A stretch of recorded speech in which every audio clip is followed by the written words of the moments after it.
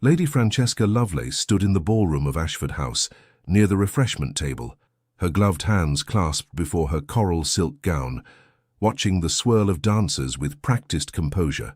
At 22, she possessed the kind of beauty that painters begged to capture: dark chestnut hair arranged in elaborate ringlets, eyes the color of warm honey, and a figure that made modistes weep with joy at how perfectly gowns draped her frame. Tonight should have been her triumph. In 3 weeks, she would marry Henry Talbot, eldest son and heir to the Marquis of Whitehaven. The announcement had sent ripples of envy through every drawing room in Mayfair. Henry was handsome, charming, wealthy beyond measure, and, most importantly, he had chosen her. Or so everyone believed.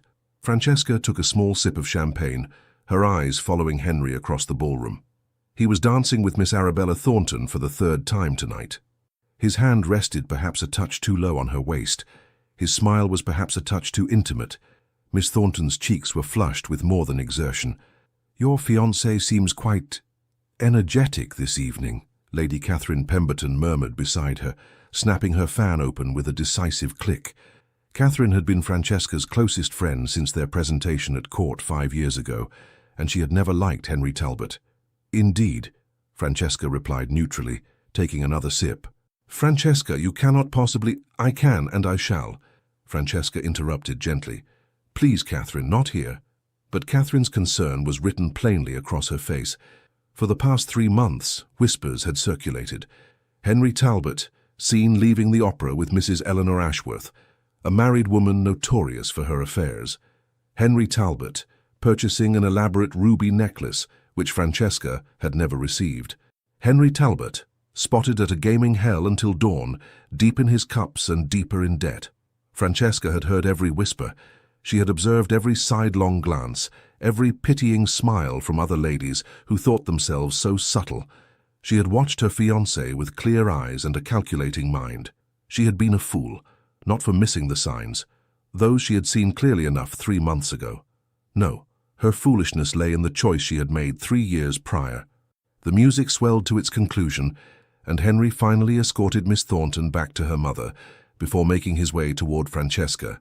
He was undeniably handsome: golden hair, blue eyes, the kind of classical features that belonged on Greek statues. He moved with the easy confidence of a man who had never been denied anything in his life. "My darling Francesca," he said, bowing over her hand. His smile didn't quite reach his eyes. "You look ravishing tonight." "Thank you, Henry. You seem to be enjoying the dancing." "The Thornton girl is light on her feet," he said dismissively. "Nothing compared to you, of course." "Of course," she echoed. Something flickered across his face, irritation perhaps at her tone. Then his expression smoothed into practiced charm. "I wonder, my dear, if we might take a turn on the terrace. There's something I wish to discuss with you." Francesca's heart began to beat faster, but her face remained serene. "Certainly." They walked through the French doors onto the terrace, where the cool April night offered relief from the stifling heat of the ballroom. Other couples strolled nearby, maintaining proper decorum. Henry led her to a more secluded corner, near the stone balustrade overlooking the garden. "Francesca," he began, and she heard the rehearsed quality in his voice. He had practiced this. "I find myself in a rather delicate position." "Do you?" She turned to face him fully, her expression politely curious. "Indeed, you see, I have come to realize that perhaps our understanding was made in haste. We are not, I think, as well suited as I initially believed." "I see." Her calm seemed to unnerve him. He had expected tears, perhaps, pleading. "You are a woman of great beauty and accomplishment," he continued, warming to his theme now. "But I have come to understand that my heart has been engaged elsewhere. It would be unfair to you, cruel even, to continue with this engagement when my affections lie in another direction." "How very considerate of you to think of my feelings," Francesca said softly. "I knew you would understand." Relief flooded his features. "You are ever so reasonable, my dear. I have always admired that about you. And this other lady, the one who has engaged your heart so completely, would she happen to be Miss Arabella Thornton? Or perhaps Mrs. Eleanor Ashworth? Or possibly Lady Charlotte Weston?" The colour drained from Henry's face, then returned in a furious rush. "How dare you? How dare I?" Francesca's voice remained low, but steel entered her tone. "How dare you, Henry Talbot, conduct yourself like a rutting stag while wearing my betrothal ring? How dare you court half the ladies in London while promising yourself to me? You have no proof of such scandalous accusations." "Don't I?" She tilted her head. "I may not have caught you in flagrante delicto, but I am not blind, nor am I stupid. I have watched you for months. I have seen exactly who and what you are." Henry's handsome face twisted into something ugly. "If you knew, why didn't you say something? Why didn't you end it?" "Because I was waiting," Francesca said simply, "for you to reveal yourself completely. And now you have. You insufferable woman," he hissed. "Did you think to trap me? To expose me and force me to marry you regardless? On the contrary." Francesca drew herself up to her full height. "I was waiting for you to save me the trouble of breaking the engagement myself. A gentleman ending an engagement causes a scandal for the lady. A lady ending an engagement causes a scandal for the gentleman. But a gentleman ending an engagement publicly, before witnesses, because he wishes to pursue other women." She smiled coldly. "That, Henry, makes you look like exactly the cad you are." Understanding dawned in his eyes, followed by panic. They were not alone on this terrace. Several couples had drawn closer, attracted by their raised voices. Lady Ashford herself stood near the French doors, her face alight with interest. "However," Francesca continued, her voice now pitched to Carrie, "if you wish to end our engagement, I certainly will not stand in your way. After all, it would be cruel of me to bind you to a commitment your heart has clearly wandered from." "Francesca, wait. I believe we have said all that needs to be said." She pulled off his betrothal ring, an elaborate affair with a large sapphire, and placed it in his palm. "I wish you every happiness, Mr. Talbot." She turned on her heel and walked back toward the ballroom. Behind her she heard Henry sputter, heard the gasps and whispers beginning to rise like a tide. By tomorrow morning, all of London would know that Henry Talbot had publicly ended his engagement to Lady Francesca Lovelace. The gossips would feast on it for weeks, and Francesca had exactly what she wanted. Catherine appeared at her elbow as she re-entered the ballroom. "Heavens above, Francesca, what happened?" "I am no longer engaged," Francesca said calmly. "I believe I shall go home now." "But you cannot simply leave. The scandal will be Henry's to bear, not mine." Francesca squeezed her friend's hand. "Trust me, Catherine. I know what I'm doing." She collected her cloak from the footman and walked out the front entrance of Ashford House. The night air was crisp and clean after the overheated ballroom. Her carriage would take several minutes to be brought around from the mews. She stood on the front steps, breathing deeply, feeling lighter than she had in 3 long years. She had been such a fool. 3 years ago, another man had courted her, quietly, seriously, with none of Henry's flowery poetry or grand gestures. Richard Wycliffe, Duke of Westwick, had called upon her father, had taken her driving in Hyde Park, had engaged her in conversations that made her think, rather than simply flutter her eyelashes. But Richard was difficult to understand. He rarely smiled. He spoke in measured tones about serious subjects: estate management, agricultural reform, the Irish potato crisis. He never brought her flowers or compared her eyes to stars. He seemed to study her with those intense grey eyes of his, as if she were a fascinating puzzle he was determined to solve. It had unsettled her, made her feel exposed. Henry, by contrast, had made her feel safe. He had told her she was beautiful every time he saw her. He had brought roses and recited poetry. He had been everything a romantic young girl thought she wanted. What a naive little fool she had been. When Richard had asked in his direct way whether she returned his regard, she had hesitated. That hesitation had been answer enough. He had bowed, thanked her for her honesty, and wished her every happiness. 2 weeks later, Henry Talbot had begun his pursuit in earnest, and she, still smarting from the strange hurt of Richard's withdrawal, had let herself be swept up in Henry's theatrical courtship. Then, 6 months into her engagement to Henry, she had encountered Richard at a charity gala. She had expected coldness or indifference. Instead, he had asked her to dance. "You seem troubled, Lady Francesca," he had said as they moved through a waltz. "I am perfectly content, Your Grace." "Are you?" Those grey eyes had studied her face. "Because if you ever find that you are not, if you ever find yourself in need of assistance, I want you to know that I will be there." She had laughed, uncomfortable. "That is very gallant, Your Grace, but I cannot imagine what assistance I might require." "Can you not?" He had turned her through a spin, his hand firm at her waist. "Henry Talbot is not the man you think he is, Francesca." The use of her given name had shocked her. "I beg your pardon? I am not speaking from jealousy, though you would be forgiven for thinking so. I am speaking from knowledge. Henry Talbot has debts that would stagger you. He has appetites that a wife will never satisfy. He needs your dowry, Francesca, that is all." Anger had flared hot in her chest. "You overstep yourself, Your Grace." "Perhaps." He had met her eyes steadily. "But when you discover the truth, and you will discover it, because you are far too intelligent not to, I want you to remember what I am about to say, which is, whatever decision you make, I will be there to support you. If you choose to stay with him, I will respect that choice and trouble you no further. But if you choose to walk away—" His grip had tightened fractionally.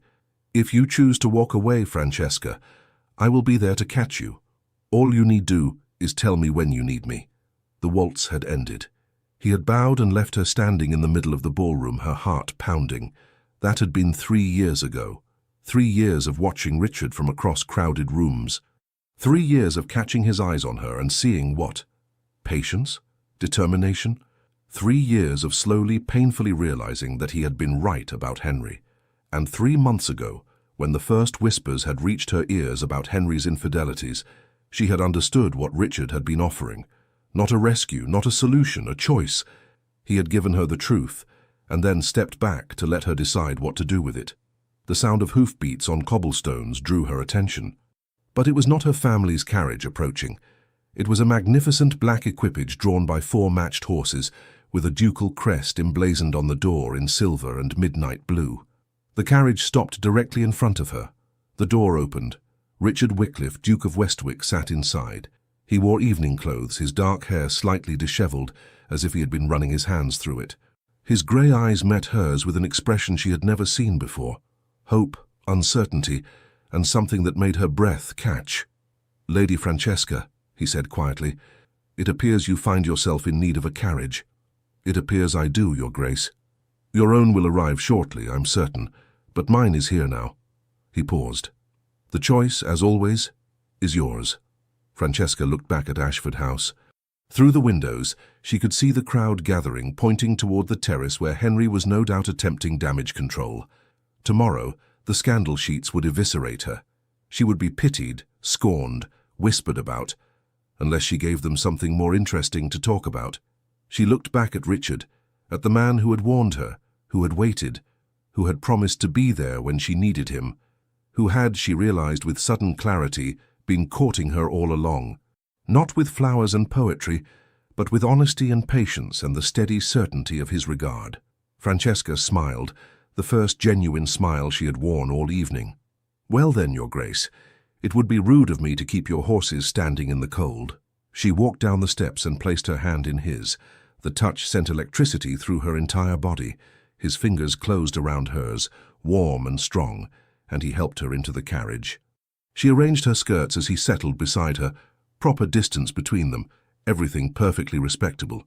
Except nothing about this was respectable at all. "Richard," she said softly, using his given name for the first time. "Yes, Francesca? Thank you for waiting." His smile transformed his entire face, chasing away the austere lines and revealing something softer underneath. "I would have waited forever." The carriage pulled away from Ashford House, just as the crowd spilled out onto the front steps. Francesca didn't look back. She kept her eyes on Richard, seeing him clearly for the first time in 3 years. "I have been such a fool," she whispered. "No." He reached across the space between them and took her hand. "You were young. You wanted poetry and romance. There is no shame in that. But you offered me something real, and I rejected it for pretty words and empty promises. Then we shall simply have to begin again." His thumb traced circles on her palm, sending shivers up her arm. "Though I should warn you, Francesca, I am not a patient man by nature. These 3 years have been the longest of my life." "Then why did you wait?" "Because you were worth waiting for." He said it simply, as if it were obvious. "Because forcing you or manipulating you would have meant nothing. I needed you to choose me, Francesca. Of your own free will, with clear eyes and a full heart. And if I had chosen Henry? Pain flashed across his features. Then I would have mourned what might have been and done my best to respect your decision. But I confess, I did not make it easy for him. Every social event I attended, I made certain you saw me. Every dance card I signed, I hoped you were watching. Every conversation we had... He broke off, laughing softly. Heaven above, I was shameless. You were persistent, she corrected. And you were right about Henry. I take no pleasure in being right about that particular subject. Don't you? She tilted her head. Not even a little. Well, a slow smile curved his lips. Perhaps a very little. He never deserved you. And you do? No, Richard said honestly. But I will spend the rest of my life trying to. The carriage turned onto Grosvenor Square.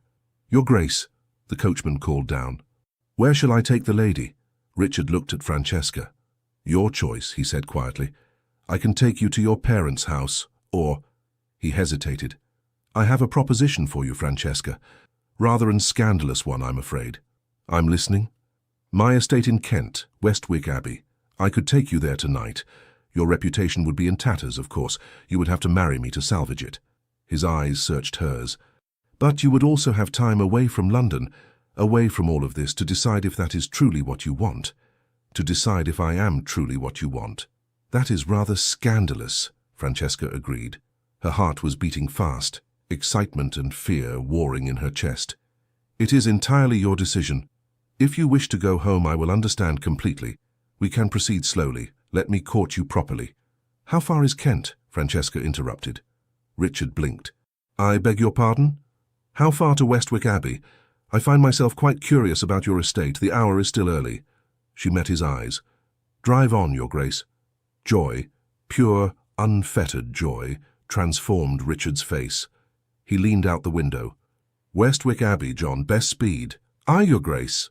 The carriage lurched into motion, heading toward the London Bridge and the Kent Road beyond. Richard sat back, still holding Francesca's hand, looking at her as if he couldn't quite believe she was real. You are absolutely certain? He asked. Once we leave London at this hour, there will be no going back. The scandal will be tremendous. Good, Francesca said firmly. Let them talk. Let them gossip.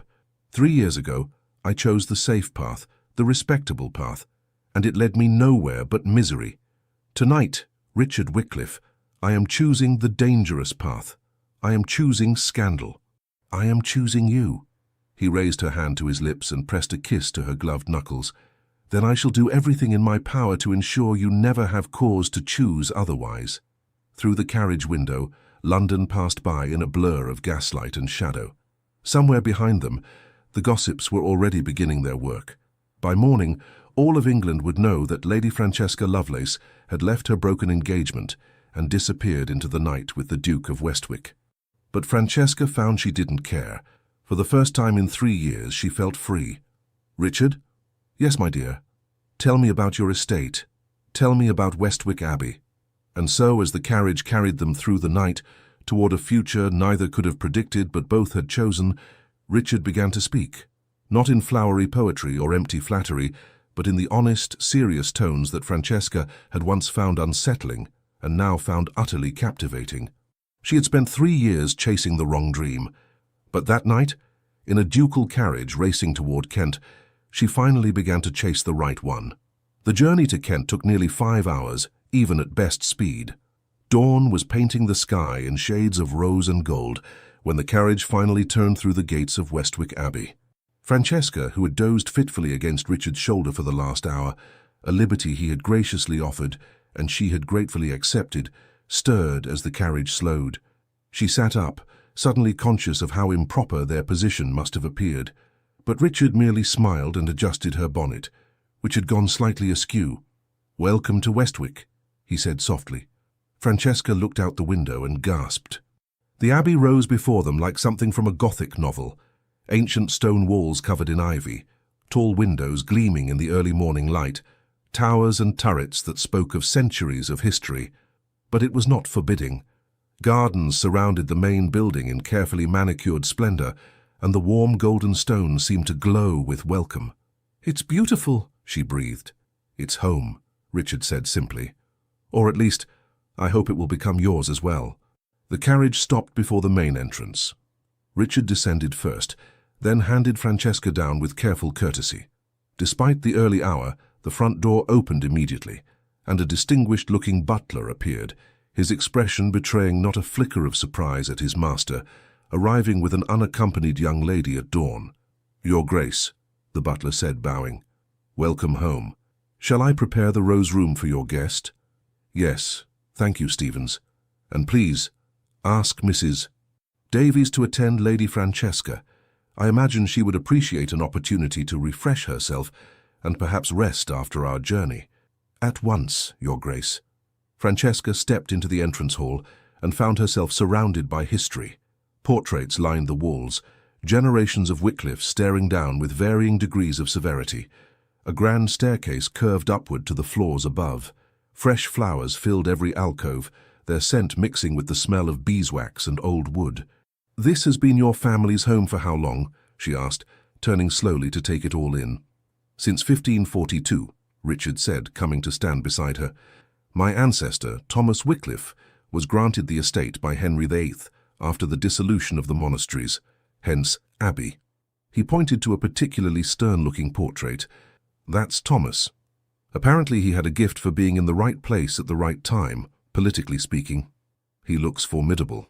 Family legend says he was also quite charming when he wished to be, though you'd never know it from the portrait." Richard offered her his arm. "Come, let me show you to your room. You must be exhausted." A plump, motherly woman in a housekeeper's dress and keys bustled into the hall. "Your Grace, we had no word you were coming. Oh, my stars, and with a guest. You should have sent word ahead." "My apologies, Mrs. Davies. It was a rather spontaneous decision." Richard's tone was warm with affection. "This is Lady Francesca Lovelace. She will be staying with us for a time. Please ensure she has everything she needs." Mrs. Davies looked between Richard and Francesca, and understanding bloomed in her round face. "Of course, Your Grace, of course. Oh, how wonderful. Come along, my lady. The rose room has the loveliest view of the gardens. We'll have you comfortable in no time." "Thank you," Francesca said, suddenly feeling the weight of exhaustion settling over her shoulders. Richard caught her hand before she could follow Mrs. Davies upstairs. "Rest," he said quietly. "We'll talk later, when you've had time to think clearly. And Francesca," he hesitated, "you are under no obligation here. None whatsoever. This is your home for as long as you wish it to be, whether that is a few days or—" He trailed off meaningfully. "Or forever," she supplied, raising an eyebrow. "I live in hope." Despite her exhaustion, Francesca found herself smiling. "I appreciate your patience, Your Grace." "Richard," he corrected gently. "If we are to be scandalous, we may as well be familiar." "Richard, then." She squeezed his hand. "Thank you. For everything." She followed Mrs. Davies up the grand staircase, acutely aware of Richard's eyes on her, until she disappeared around the corner.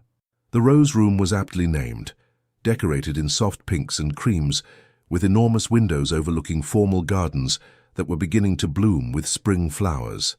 A fire had already been lit in the hearth, and the bed looked impossibly inviting. "Let me help you out of that gown, my lady," Mrs. Davies said, already moving to unfasten the buttons. "You'll want to sleep properly. I'll have hot water sent up for a bath when you wake, and we'll press your dress. Though if I may say so, my lady, you'll need more clothes if you're to stay longer than a day or two. I suspect I will need to send to London for my things," Francesca said, letting the housekeeper help her out of her ball gown and into a borrowed nightdress that had been laid out on the bed, "though I cannot imagine my mother will be eager to send them."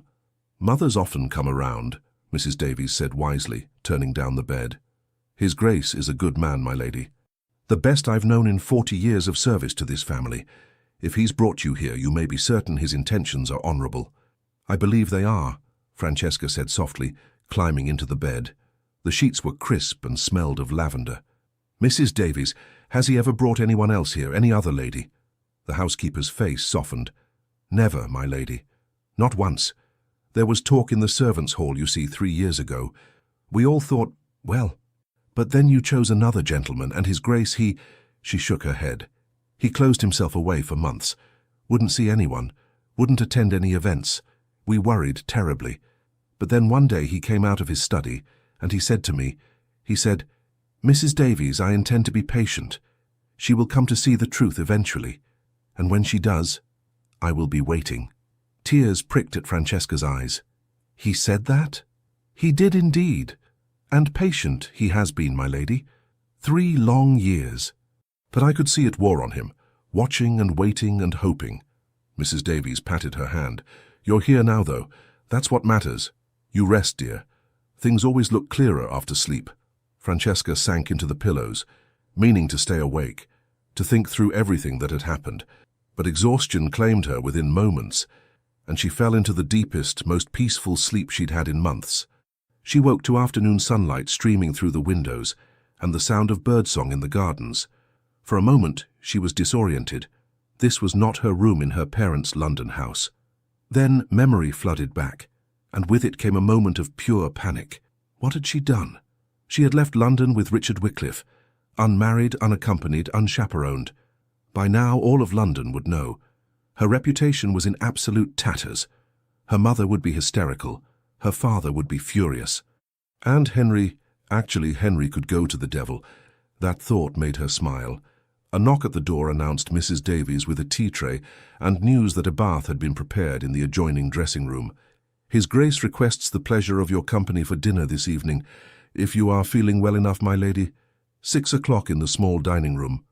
"Please tell His Grace I would be delighted," Francesca said, accepting a cup of tea gratefully.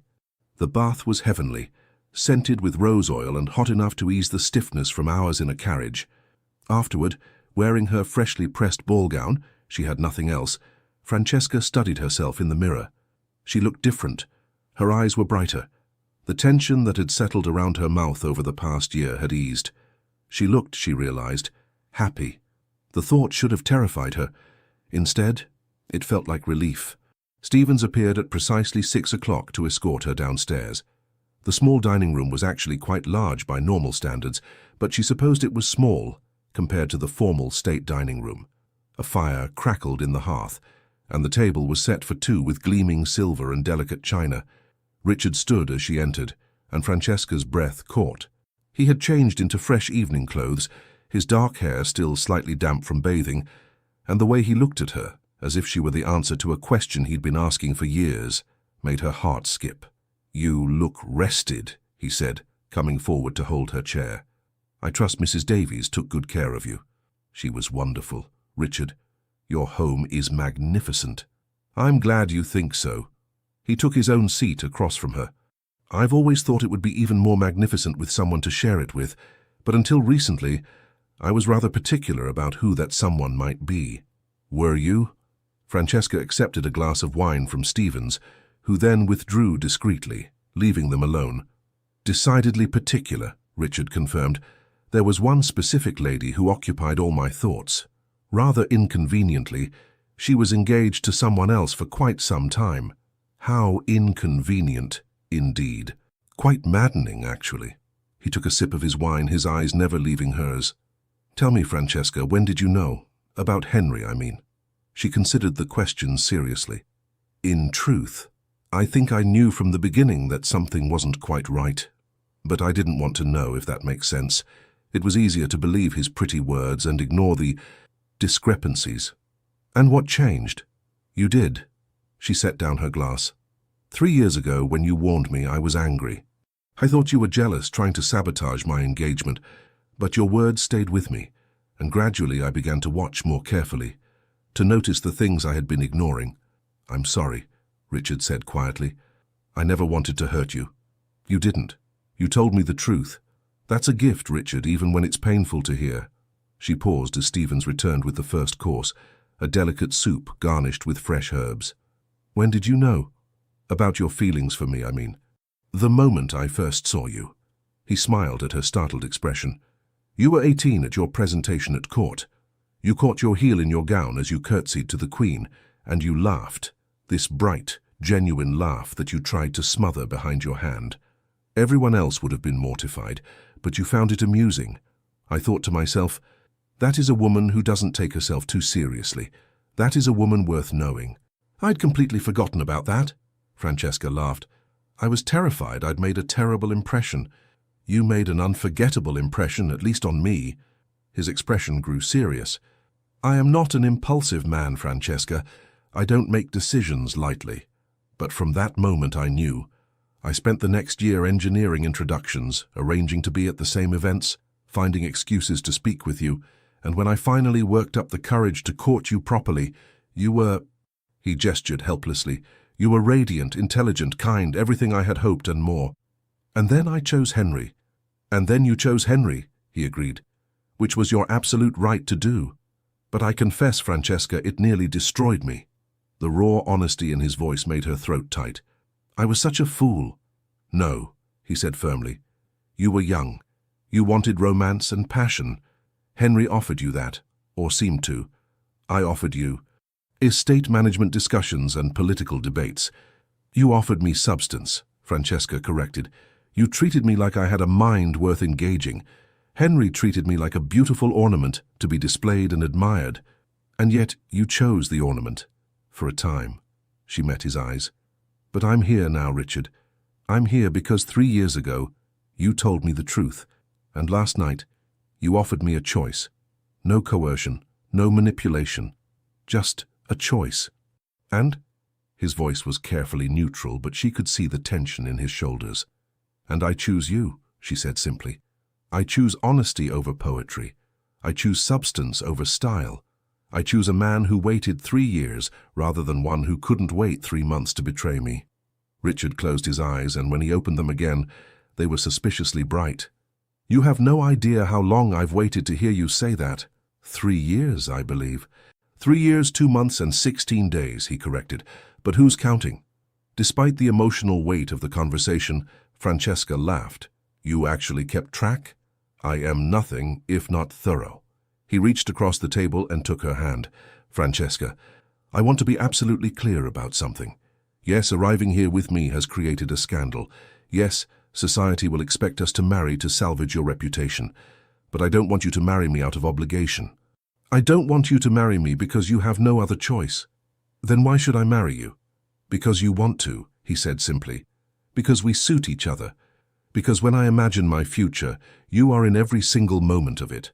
And I cannot envision happiness without you." He paused. "But I am also aware that 3 days ago you were engaged to another man. Your emotions may be in turmoil. You may be acting on impulse or anger or hurt. So I want to give you time." "How much time?" "As much as you need. We'll tell society we're engaged, of course. That will satisfy propriety. But the actual wedding, that happens when you're absolutely certain, whether that's a month from now or a year from now or—" "Tomorrow," Francesca interrupted. Richard blinked. "I beg your pardon." "I said, what about tomorrow?" She smiled at his stunned expression. "Richard, I don't need time to think. I've had 3 years to think. 3 years to compare you to Henry, to realize what I gave up, to understand what I truly want. You asked when I knew. About Henry, about everything. I knew 3 months ago. The moment I saw him flirting with Mrs. Ashworth at the opera, something clicked into place. I saw him clearly for the first time, and do you know what my first thought was?" "What?" "My first thought was, Richard tried to warn me." She squeezed his hand. "You were right, Richard, about everything. And I was too proud and too stubborn to admit it. So I waited. I watched Henry dig his own grave, and I planned exactly how I would extricate myself from that engagement in a way that made him look like the villain he is." "That was quite calculated of you." "I learned from the best." She raised an eyebrow. "You didn't think I failed to notice your strategy, did you? Showing up at every event I attended, making sure I saw you, reminding me constantly that you were still there, still waiting. I had hoped I was more subtle than that." "You were about as subtle as a cavalry charge," Francesca grinned. "But it worked, because every time I saw you, I remembered that conversation we had. Whatever decision you make, I will be there. That's what you said, and you meant it." "I did. I do. So here I am." She stood, still holding his hand, and moved around the table to stand before him. "Making my decision, clearly and consciously, with no doubts whatsoever. Richard Wycliffe, Duke of Westwick, I choose you. Today, tomorrow, and every day after, if you'll have me." He rose to his feet, his hands framing her face with infinite gentleness. "If I'll have you. Francesca, you are all I've wanted for 3 impossibly long years. But are you absolutely certain? We can wait. We should wait. I don't want to wait, she whispered. I've wasted enough time already. Then we won't wait, he breathed, and kissed her. It was nothing like the chaste, proper kiss Henry had given her when they became engaged. A brief, passionless pressing of lips that had left her feeling vaguely disappointed. Richard kissed her like she was air and he was drowning, like she was fire and he was freezing, like she was the answer to every question he'd ever asked. When they finally broke apart, both breathless, Francesca rested her forehead against his. Well, she said shakily, that was rather more satisfactory than estate management discussions. Richard laughed, the sound full of joy and relief. I do contain the occasional surprise. I'm beginning to realize that. She pulled back enough to meet his eyes. Richard, I mean it. I want to marry you, as soon as possible. Special license, small ceremony, whatever you think best. I don't need a grand society wedding, I just need you. Special license it is then, he said decisively. I'll ride to Canterbury tomorrow and procure one from the Archbishop. We can be married by week's end. Perfect, she smiled up at him. And then we'll return to London and face the gossips together. You're certain you want to return? We could stay here, avoid society altogether for a time. Absolutely not. Francesca's voice was firm. I will not hide as if I've done something shameful. We will return to London, attend every event, and let them all see that I have made the best decision of my life. Let them whisper and speculate. Let Henry squirm. Let Miss Thornton and Mrs. Ashworth and all the others realize exactly what they've won.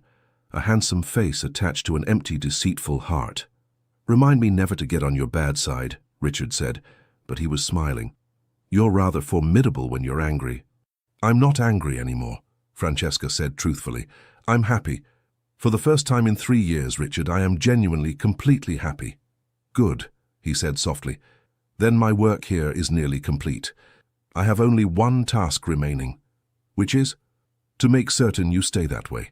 He kissed her forehead, her cheeks, the tip of her nose. Every single day for the rest of our lives. That sounds like an excellent plan. They returned to dinner, now quite cold, and talked for hours. Richard told her about his estates, his responsibilities in the House of Lords, his passion for agricultural reform, and his concerns about the working conditions in industrial cities. Francesca shared her own interests, literature, music, and her involvement in charitable work with orphanages in East London. I should have asked you about all this 3 years ago, Richard said ruefully. Instead, I droned on about crop rotation and drainage systems. I would have listened, Francesca assured him, but I wasn't ready to hear. I was looking for fairy tales, Richard. You were offering me real life. And now I know that real life is far more valuable than any fairy tale. She covered his hand with hers. Fairy tales end with happily ever after. Real life is where you build that happiness, day by day, choice by choice, together. I could not have said it better myself. They talked until past midnight, until the candles burned low, and Stevens gently suggested that perhaps they might wish to retire. Richard escorted Francesca back to the Rose Room, and at the door he kissed her once more, tender and sweet and full of promise. Sleep well, my dear, he murmured. Tomorrow, everything changes. Tomorrow, Francesca echoed, everything begins. She watched him walk away down the corridor, then closed the door and leaned against it, smiling. Tomorrow Richard would ride to Canterbury. In a few days they would be married, and then they would return to London and face whatever came next. Together. The words sang through her like music. For 3 years she had felt alone, even engaged to Henry, perhaps especially then. But now, standing in this beautiful room in Richard's ancestral home, she felt the weight of solitude lift from her shoulders. She was not alone. She would never be alone again. Francesca climbed into bed and fell asleep still smiling, dreaming of grey eyes and honest words, and a future she had stopped believing in, but had somehow miraculously found. 3 days later, Lady Francesca Lovelace became the Duchess of Westwick, in the small Norman church that sat at the edge of the Westwick estate. The ceremony was simple, attended only by the household staff and a few trusted friends Richard had sent for, his cousin Lord Edward Hartley and Edward's wife Margaret, who were thrilled at the news and wholly unsurprised by it. "Took you long enough," Edward had said, clapping Richard on the shoulder. "I was beginning to think you'd pine away into nothing." "Your faith in my persistence is underwhelming," Richard had replied dryly. Margaret had embraced Francesca warmly. "I am so glad you've come to your senses, Your Grace, truly. We have been watching Richard suffer for 3 years. Please call me Francesca, and I promise to make up for all 3 years." "See that you do," Margaret had said with a wink. Now, standing before the rector with Richard's hand warm in hers, Francesca spoke her vows with absolute certainty. She promised to love, honor, and cherish. She promised to be faithful in prosperity and adversity. And when Richard slid his family's wedding ring onto her finger, an elegant band of gold engraved with the Wycliffe crest, she felt tears of joy slip down her cheeks. "With this ring, I thee wed," Richard said, his voice steady despite the emotion in his eyes. "With my body I thee worship, and with all my worldly goods I thee endow." The rector beamed at them both. "I now pronounce you man and wife. Your Grace, you may kiss your bride." And Richard did, sweetly and thoroughly, while Edward cheered and Margaret dabbed at her eyes with a handkerchief, and Mrs. Davies sobbed happily in the back pew. When they broke apart, Richard whispered, "Hello, Duchess." "Hello, husband," Francesca whispered back. They returned to the Abbey for a wedding breakfast that Mrs. Davies had somehow managed to make magnificent, despite only 3 days' notice. The staff had decorated the dining room with spring flowers and ribbons, and someone had unearthed an ancient bottle of French champagne from the wine cellar. "To the Duke and Duchess of Westwick," Edward toasted, "may they enjoy many years of happiness, numerous children, and considerably less romantic angst than they've put us through these past 3 years." "Hear, hear," Margaret added, raising her glass. After breakfast, as the others chatted in the drawing room, Richard drew Francesca aside. "I have something for you," he said. "A wedding gift. Richard, you've already given me everything. Humor me." He produced a small velvet box from his pocket and opened it to reveal a delicate necklace, a pendant of sapphires and diamonds arranged in the shape of a flower. "This was my mother's. She wore it on her wedding day, and her mother before her. I've been saving it for you specifically. Even 3 years ago I knew." Francesca touched the pendant with reverent fingers. "It's exquisite." "Let me?" Richard fastened it around her neck, his fingers gentle on her skin. "There. Perfect." "I don't have anything for you," Francesca said, turning to face him. "I left London with nothing but the dress on my back."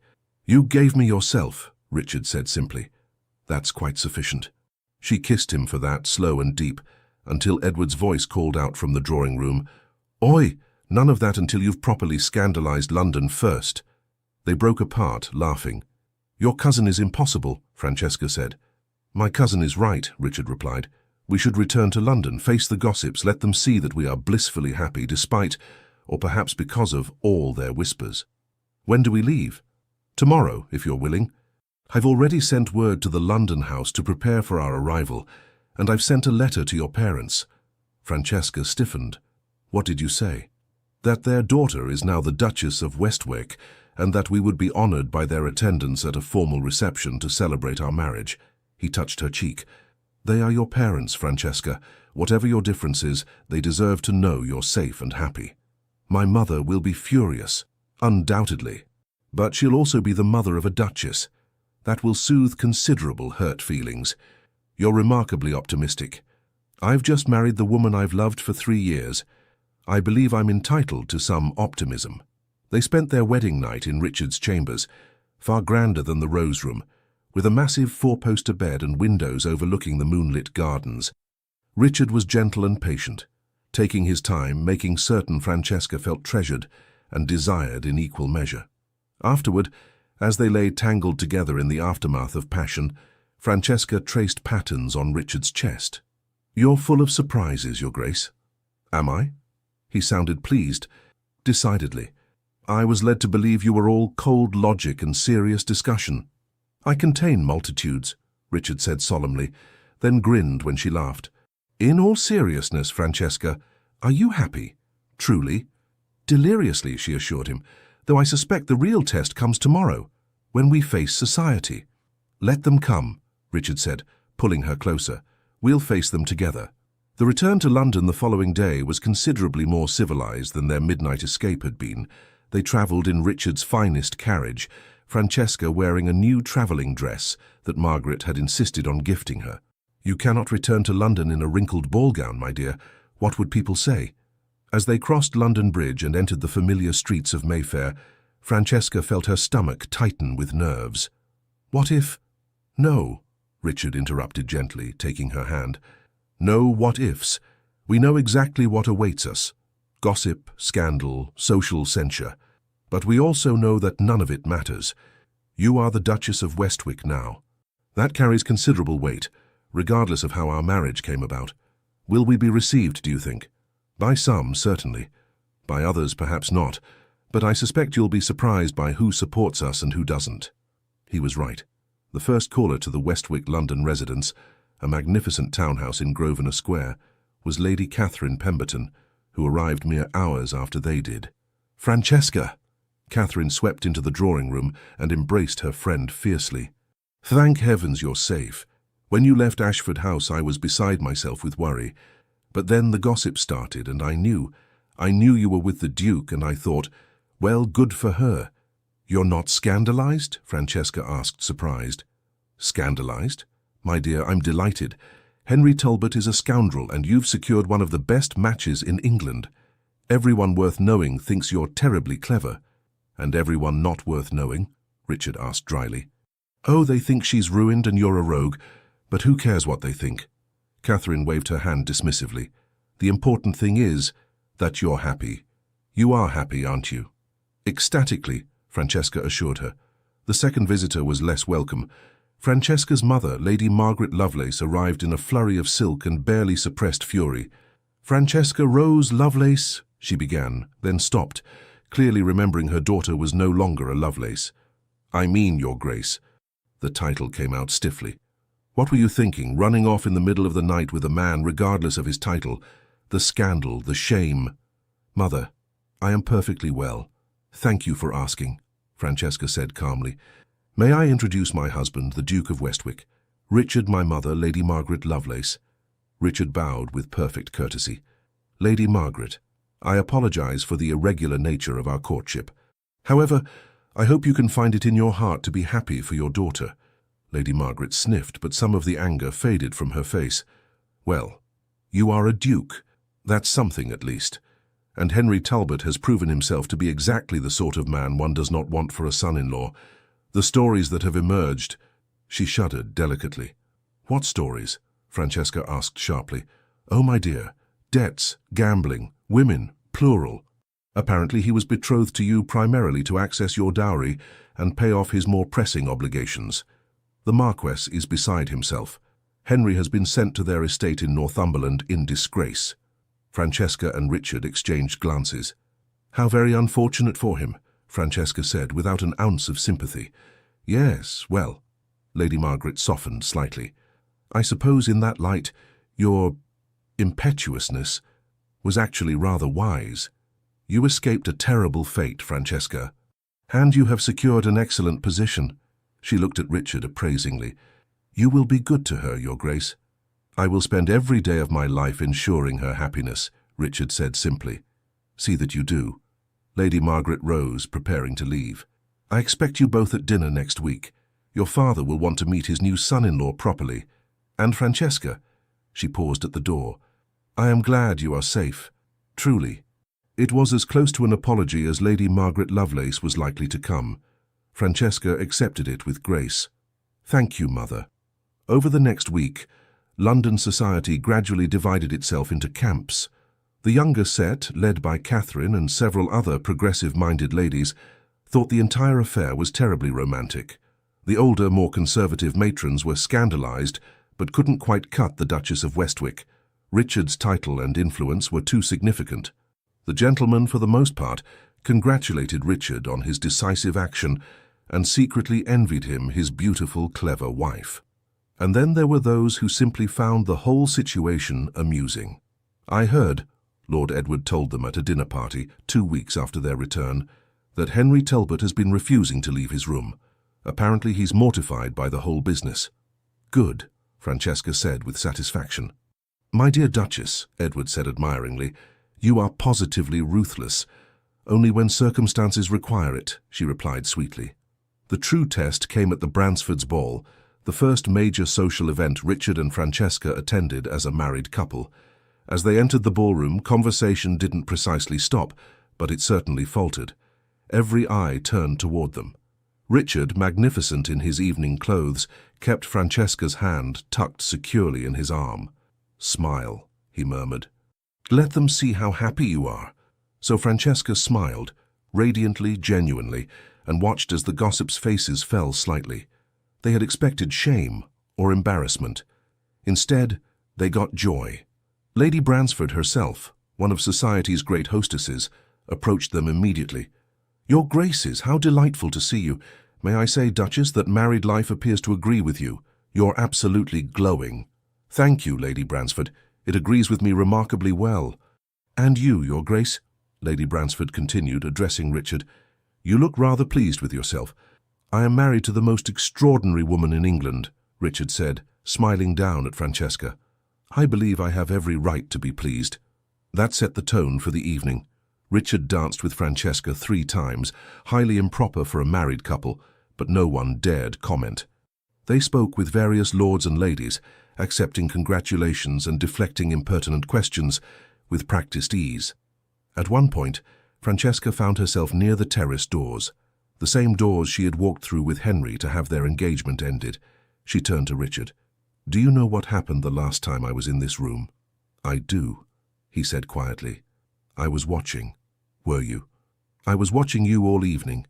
I saw Henry dancing with other ladies. I saw the expression on your face, not hurt but resigned, calculating, and I thought to myself, she's planning something." He touched her cheek gently. "And then I saw you walk onto that terrace with him, and my heart nearly stopped.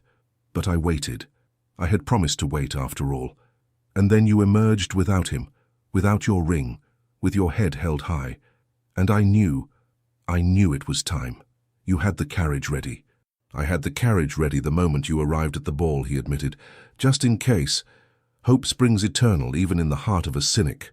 "You're not a cynic," Francesca said softly. "You're a romantic.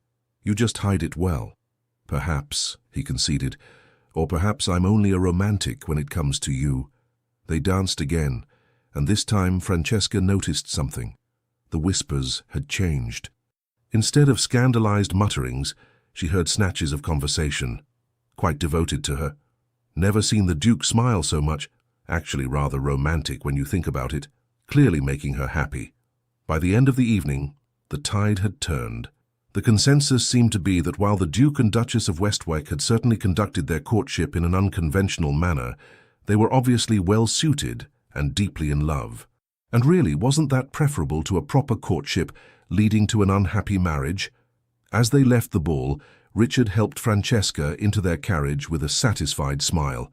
"I believe," he said, "that went rather well." "They've accepted us," Francesca marveled. "They've accepted that we're happy," Richard corrected.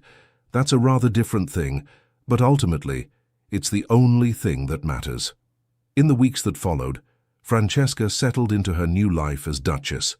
She involved herself in Richard's charitable work, particularly his efforts to improve conditions in industrial towns.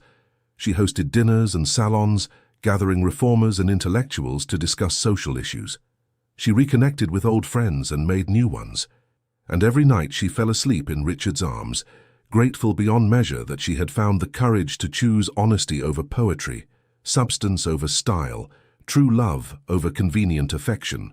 One evening, 3 months after their wedding, they sat together in Richard's study. He was reviewing estate accounts while Francesca read correspondence from one of the orphanages she patronized. It was comfortable, companionable, the kind of domestic intimacy that would have seemed impossibly dull to her 3 years ago, but now felt perfect. "Richard," she said suddenly. "Hmm?" He looked up from his papers. "Do you ever wonder what would have happened if I had chosen you 3 years ago?" He considered the question seriously. "Sometimes, but I think perhaps everything happened exactly as it needed to." "How so?" 3 years ago, you weren't ready for me, for what I was offering. You needed to see the contrast, to experience the difference between pretty words and genuine regard. If you had chosen me then, you might always have wondered if you made the right decision. You might have resented me for being practical instead of romantic. He set aside his papers and came to sit beside her. But now you know exactly what you chose and why. There's no doubt, no second guessing. You're saying I needed to be engaged to Henry to truly appreciate you. I'm saying, he said carefully, that you needed to see both paths clearly before you could choose the right one with certainty. And Francesca, he took her hand, I would have waited another 3 years or 6 or 9 if that's what you needed, because you are worth any amount of waiting. She kissed him for that, long and sweet. You know, she said when they broke apart, 3 years ago, I thought you were cold and distant. I thought you didn't know how to express emotion. And now I know you express emotion differently, not in flowery speeches or grand gestures, but in patient waiting, in honest words, in being there steadily when I needed you most. She touched his face. That's real, Richard. That's the kind of love that lasts. Good, he said, pulling her into his lap, because I intend for it to last a lifetime. 1 year later, the drawing room of Westwick Abbey was filled with afternoon sunlight and the sound of feminine laughter. Francesca, now visibly pregnant, sat with Catherine and Margaret Hartley, planning the summer charity gala that had become one of London's most anticipated events. We should have the orchestra in the East Garden, Catherine suggested, and perhaps some of those lovely Japanese lanterns for when it gets dark. Brilliant, Francesca agreed, making notes, and Richard suggested we auction some of the produce from the tenant farms, with proceeds going to the orphanages. That man of yours has a good heart, Margaret said warmly. How is he taking the news about the baby? Francesca smiled, one hand resting on her rounded belly. He's impossible. He won't let me do anything remotely strenuous. Yesterday, I reached for a book on a high shelf and he practically had an apoplexy.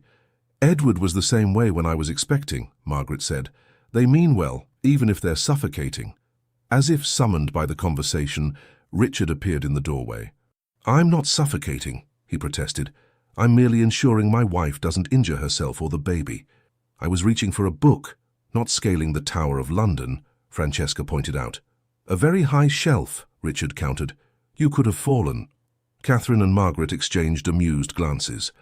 We'll leave you two to debate the dangers of book retrieval, Catherine said, rising. Francesca, we'll finalize the details next week? Perfect. Thank you both for coming. After the ladies departed, Richard came to sit beside Francesca, immediately pulling her feet into his lap to massage them. How are you feeling? Enormous, she said, but she was smiling. The baby is very active today. Richard's hand joined hers on her belly, and his face lit up when he felt the movement. Strong, like his mother. Or her, Francesca reminded him. We don't know yet. Her, then. Strong and clever and beautiful, like her mother. You're biased. Unrepentantly so. He kissed her softly. Have I told you today that I love you? Only 3 times. You're falling behind schedule. Then I love you, he said seriously. I love you, I love you, I love you. There. Back on schedule. Francesca laughed, the sound full and joyful. Do you remember, she said, settling back against the cushions, when you asked me if I ever wondered what would have happened if I'd chosen you 3 years earlier? I do. I've been thinking about that. And I've realized I'm glad things happened the way they did. Not because I enjoyed being engaged to Henry, she added quickly, but because going through that taught me something important, which is that love isn't about grand gestures or pretty words. It's about showing up. It's about being honest even when honesty is uncomfortable. It's about waiting and trusting and choosing someone every single day. She took his hand. You did all of that for me, Richard. For 3 years you showed up. You were honest, you waited. And when I finally realized what I had been missing, you were there. Exactly as you promised you would be. I always will be, he said quietly. For the rest of our lives, Francesca, I will be here, showing up, being honest, choosing you every single day. I know, she smiled. That's what makes you different from men like Henry. He made promises he never intended to keep. You make promises and then spend your life honoring them. Speaking of Henry, Richard said with a slight grimace, I heard something interesting yesterday. Apparently he's engaged again. Is he? Francesca felt nothing but mild curiosity. Henry Talbot had become such a distant memory that news of him barely registered. To whom? Miss Georgiana Hartwell, the sugar heiress. Ah, another large dowry to pay off his debts. Precisely, though I understand her father is insisting on a very detailed marriage contract to protect her interests. Apparently, our little scandal taught several families to be more careful about fortune-hunting heirs. Well, Francesca said philosophically, if something good came from it, I suppose I can't complain, though I do feel sorry for Miss Hartwell. As do I. But she's apparently quite determined and her father is keeping a close watch. Perhaps it will work out better than we think. Or perhaps she'll be miserable, realize her mistake, and run away with someone far better in a dramatic midnight escape, Francesca suggested, eyes twinkling.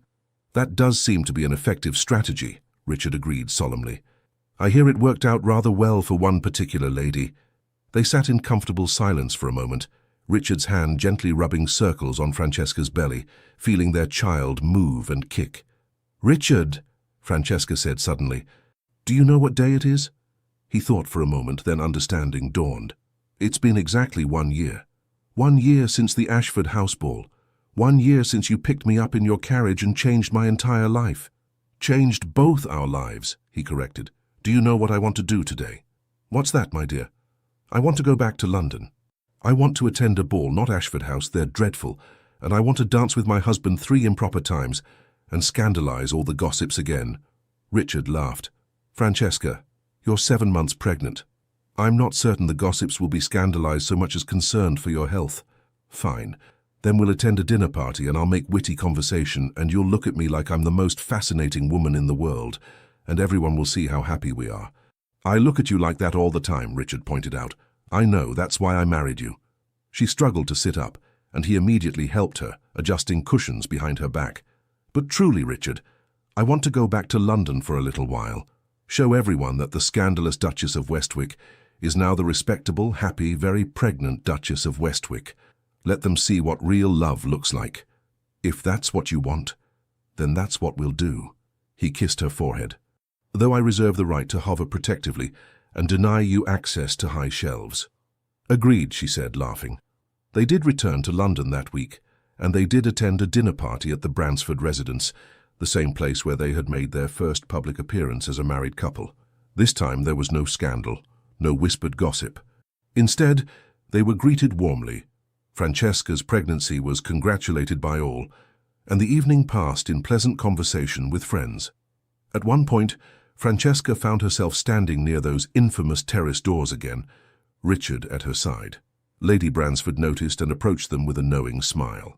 It's remarkable, isn't it? Their hostess said. How one night can change everything. I was here, you know, when Mr. Talbot ended your engagement. And then when the Duke's carriage appeared, she shook her head. Most romantic thing I've seen in 40 years of London seasons. I'm glad you think so, Francesca said. At the time, I wasn't certain if it was romantic or simply reckless. The best romance always involves a bit of recklessness, Lady Bransford said wisely. Playing it safe gives you security, perhaps, but not happiness. You, my dear Duchess, chose happiness, and you— She turned to Richard. You had the patience to wait for her to make that choice. That's true romance. After she moved away, Richard pulled Francesca close as her belly would allow. She's right, you know, about the recklessness. Are you saying you were reckless, Your Grace? You who plan everything down to the smallest detail? Completely reckless, he confirmed. I had no guarantee you would choose me, no certainty that waiting would pay off. But I did it anyway because the thought of a life without you was unbearable. And now, she asked softly, now I have everything I ever wanted. You, our child on the way, a life built on honesty and real affection. He rested his hand on her belly. Now I am the luckiest man in England. Not luck, Francesca corrected. Patience, strategy, and a very well-timed carriage appearance. All crucial elements, he agreed, laughing. They left the party early. Richard was adamant that Francesca not tire herself, and returned to the London house. As they prepared for bed, Francesca caught sight of herself in the mirror, Richard standing behind her, his hands resting on her swollen belly. Look at us, she said wonderingly. 2 years ago I was engaged to the wrong man, miserable and pretending not to be. Now I'm married to the right man, expecting our child, and happier than I ever imagined possible. 2 years ago, Richard said, meeting her eyes in the mirror, I was alone watching you from afar, hoping you would see what I saw. Now I wake up every morning with you beside me, and I still can't quite believe you're real. She turned in his arms, reaching up to touch his face. I'm real. This is real. And Richard, thank you.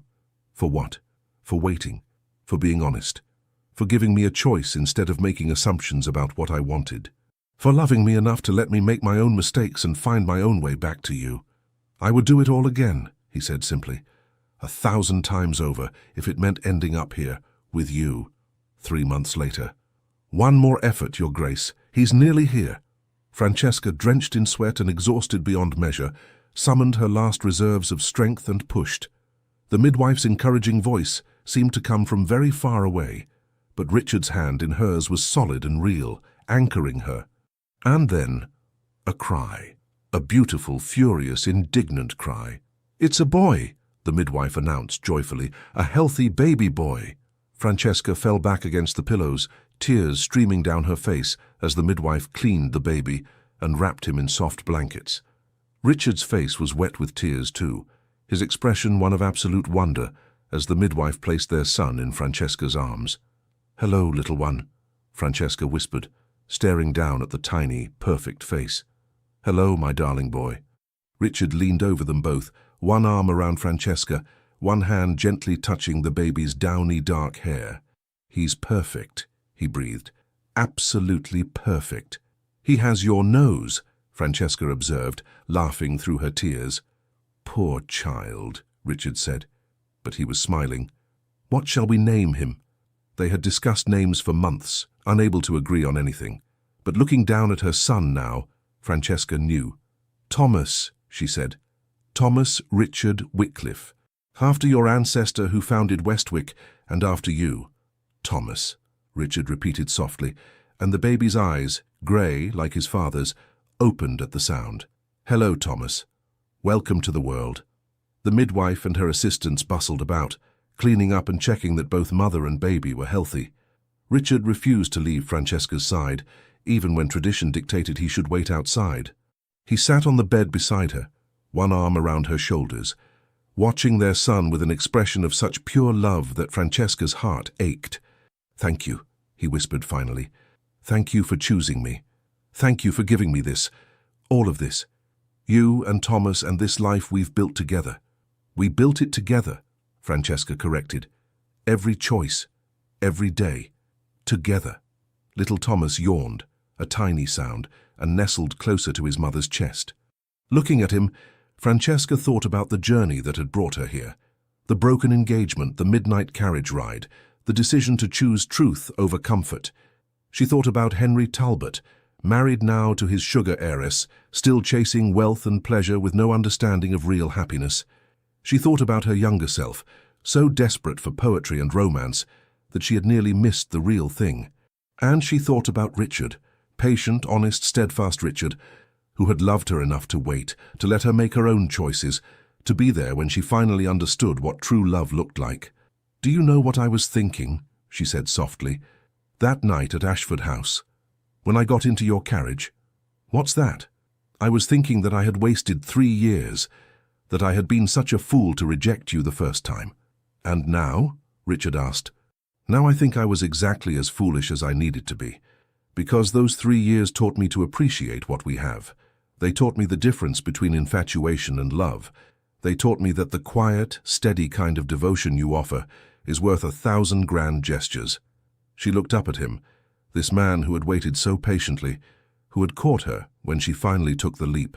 We didn't waste those 3 years, Richard. We needed them. I needed them.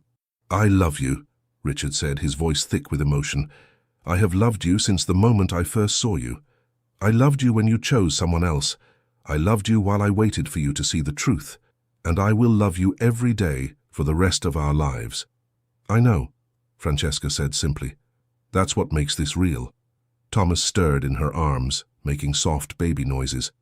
Richard reached out and took his son's tiny hand, and the baby's fingers immediately curled around his father's much larger one. He's strong, Richard observed. He comes from strong stock, Francesca replied, though heaven help us when he's older.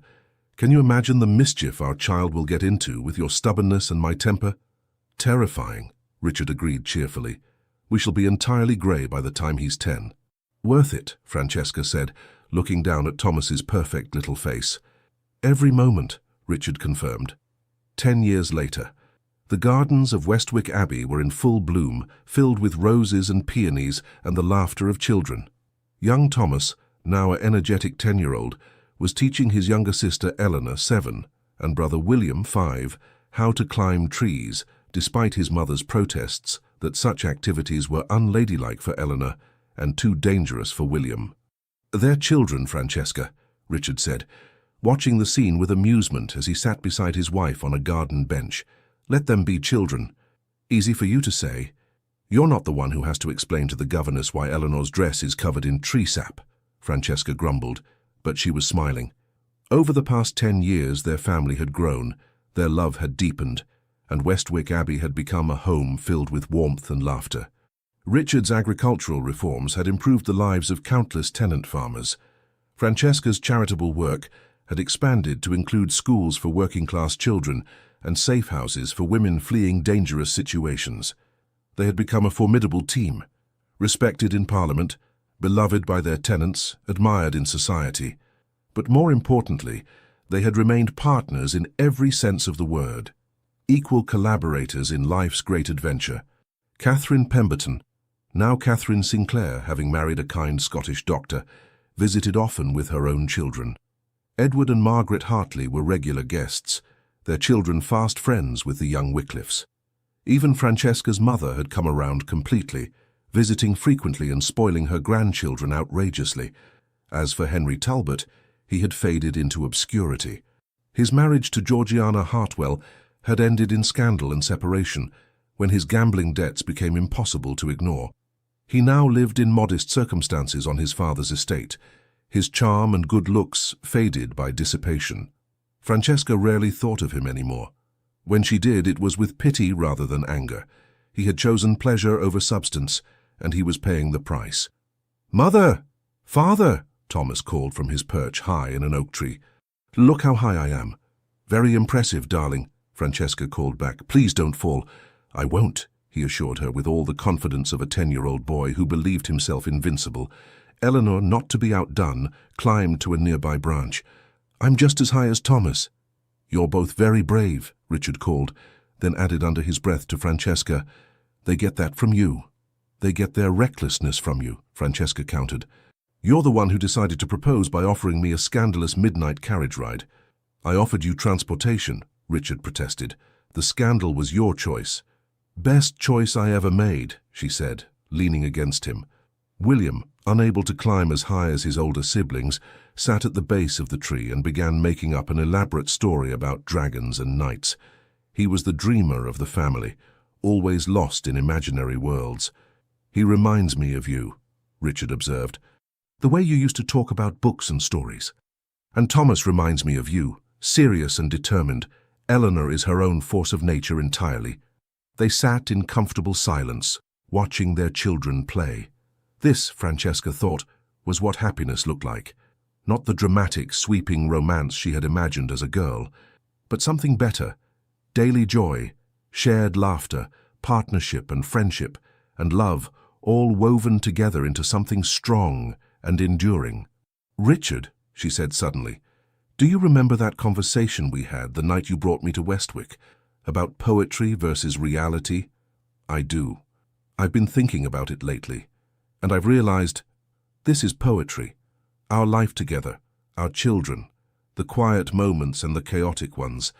This is the poetry I was looking for all along.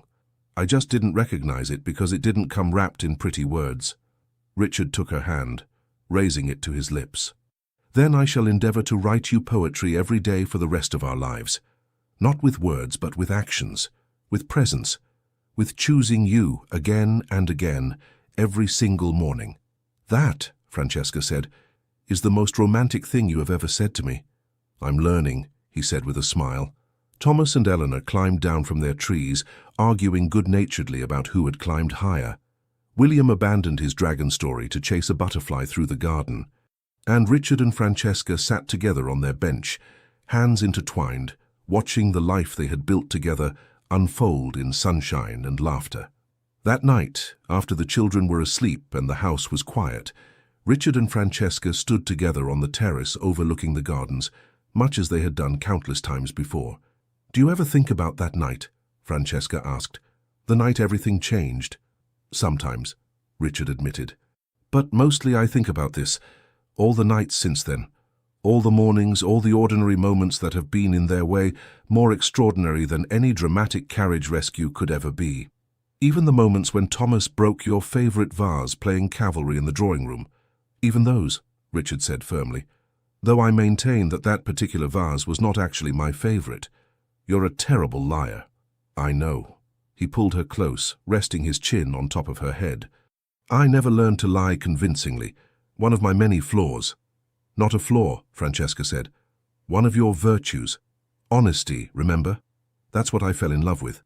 Not your title, not your wealth, not even your handsome face. I have a handsome face. But your honesty, your steadiness, your absolute unwavering certainty that we belong together, even when I was too foolish to see it." "You weren't foolish," Richard said.